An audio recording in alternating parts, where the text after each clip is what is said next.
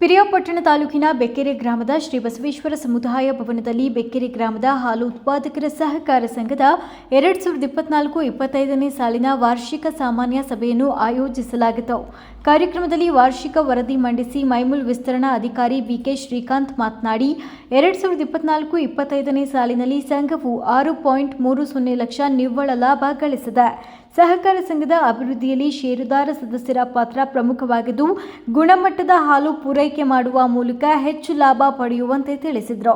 ಈ ಸಂದರ್ಭದಲ್ಲಿ ಸಂಘದ ಸಿಇಒ ಸುರೇಶ್ ಅವರು ಮಾತನಾಡಿ, ಒಕ್ಕೂಟ ವತಿಯಿಂದ ಉತ್ಪಾದಕರ ಅಭಿವೃದ್ಧಿಗಾಗಿ ಹಲವು ಸವಲತ್ತುಗಳನ್ನು ಸಬ್ಸಿಡಿ ದರದಲ್ಲಿ ವಿತರಿಸ್ತಾ ಇದ್ದು, ಸದ್ಬಳಕೆ ಮಾಡಿಕೊಳ್ಳುವಂತೆ ಕೋರಿದರು. ಸಭೆಯಲ್ಲಿ ಹಾಜರಿದ್ದ ಹಲವು ಸದಸ್ಯರು ಮ್ಯಾಟ್ ವಿತರಣೆ, ಬಹುಮಾನ ವಿತರಣೆ ಸೇರಿದಂತೆ ಸರ್ಕಾರಿ ಶಾಲೆಗೆ ಹೆಚ್ಚು ಅನುದಾನ ನೀಡುವಂತೆ ಸೂಚಿಸಿ ಮುಂದಿನ ದಿನಗಳಲ್ಲಿ ಸಂಘದ ಅಭಿವೃದ್ಧಿಗೆ ಕೈಗೊಳ್ಳಬೇಕಾದ ಹಲವು ಮಾಹಿತಿ ನೀಡಿದರು. ಈ ವೇಳೆ ಸಂಘಕ್ಕೆ ಅತಿ ಹೆಚ್ಚು ಹಾಲು ಪೂರೈಕೆ ಮಾಡಿದ ಸಂಘದ ಅಧ್ಯಕ್ಷರಾದ ನವೀನ್, ಸದಸ್ಯರಾದ ಬಸವರಾಜು, ಲಕ್ಷ್ಮಮ್ಮ, ಕಾಳೇಗೌಡ ಹಾಗೂ ಕುಮಾರ್ ಅವರಿಗೆ ಬಹುಮಾನ ನೀಡಿ ಪ್ರೋತ್ಸಾಹಿಸಲಾಯಿತು.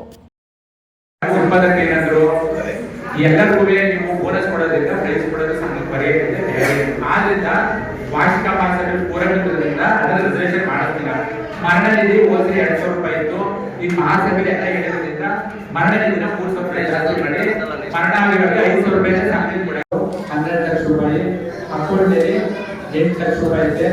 ಒಟ್ಟು 20 ಲಕ್ಷ ರೂಪಾಯಿ ಈಗ ನಮ್ಮ ಸಂಘದ ಇಲ್ಲಿವರೆಗೆ ಲಾಭ ಬರುತ್ತದೆ. ಅದರಲ್ಲಿ ಈಗ ಚುನಾವಣೆಗೆ 1-20 ಚುನಾವಣೆ ಖರ್ಚಾಗುತ್ತೆ.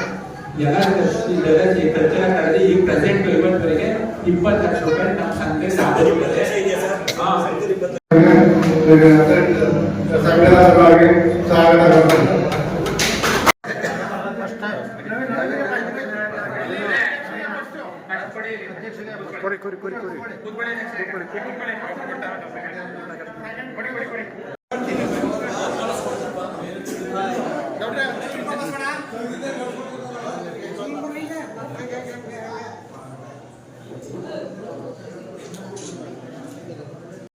₹5 ಮತ್ತೆ ಪೇಮೆಂಟ್ ಡಿಸಿಪಿ ಮಾಡ್ತಾರೆ 705 ರೂಪಾಯಿ.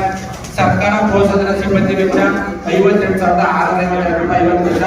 ಗುಣಮಟ್ಟ ಪ್ರೋತ್ಸಾಹ 1,17,305 ರೂಪಾಯಿ.